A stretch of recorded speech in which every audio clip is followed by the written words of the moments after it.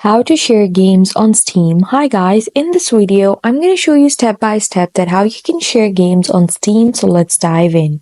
First, you have to open your Steam app, and once you log in into your Steam account, you simply have to click Steam on the top left corner, and then you have to click Settings.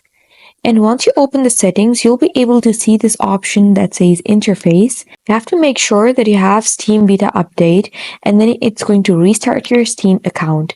Now, head over to the family section and click create or join a Steam family. And now you simply have to just create a family over here. And once you click create a family, you have to enter the family name over here. Like I'm going to enter a name over here, and then you have to click create.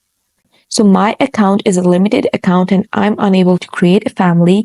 But once you create a family, you can invite people to join the family, and then you can share the games with them on the Steam app. And that's how you share games on Steam.